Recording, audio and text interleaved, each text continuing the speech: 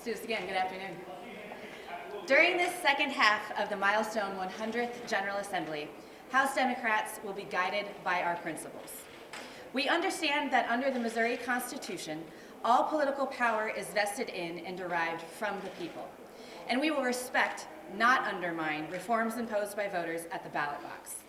We will call to account any elected official, including the governor, who misuses the power of their position to put the interests of campaign donors ahead of the interests of Missouri taxpayers or defend corporate polluters that poison children.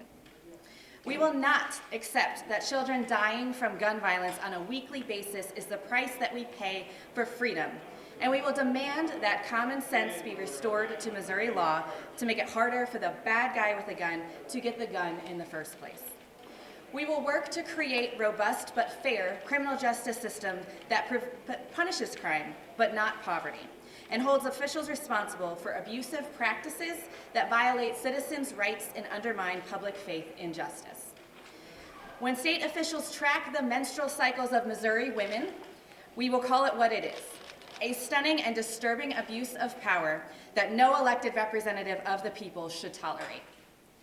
We will demand that women be treated as citizens with full rights and not be reduced in the eyes of the law to mere birthing vessels with no power to make decisions concerning their own lives. We will continue to demand answers as to why the state has stripped more than 100,000 of Missouri's children of their health care coverage without any cause or warning. And we will fight to ensure that health care access is a right available to all and not just a privilege attained for only a few. This is a pivotal moment in the history of our state and nation, and the consequences of decisions each of us make in the coming months will echo through time. But the winds of political change are blowing. And as we saw in November with the Democratic special election win in a solid red district, change is coming. This victory was but a sign of things to come, and House Democrats stand ready to defend what is right and build towards the future. With that, we are happy to take questions. Leader Quade, two questions. Number one, Trish Gunby's victory. What do you read into that? Specifically, I'm thinking about Deb Lavender's Senate race this fall, potentially against Mr. Koenig.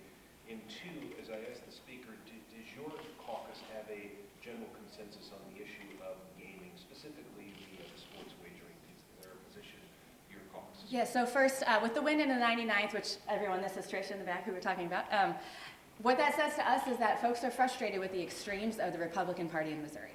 This is was a solid red district, as you all know, that it was held by the Republicans' head person in Gene Evans, and this shows that folks want change. They want something different. So what that means for the upcoming elections is we're going to continue to talk about the extremism that's happening here and the things that Missourians deserve and are asking for, like health care, among many other things.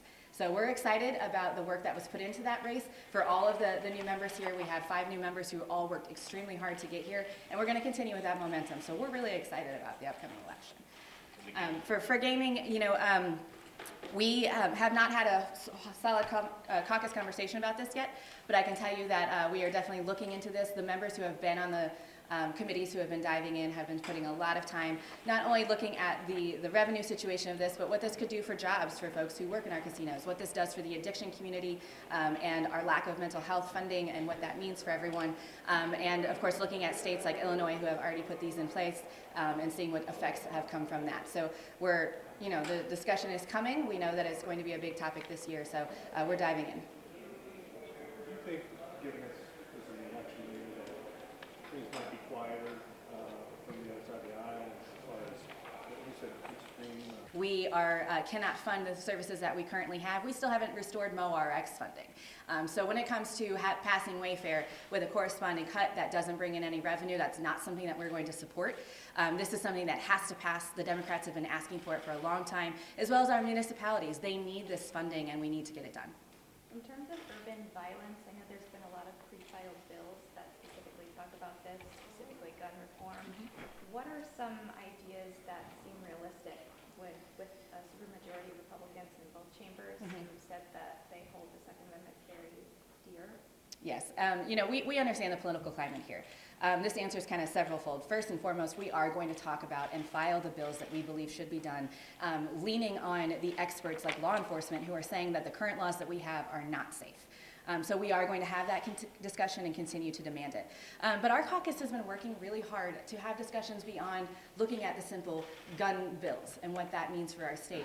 We need to be having conversations about funding after-school programming, looking at the root causes of poverty and addiction and the things that we know lead to the violence. And we need to have a serious conversation about what those changes look like instead of just continuing to say, oh, more kids are dying, we're not going to do anything about it.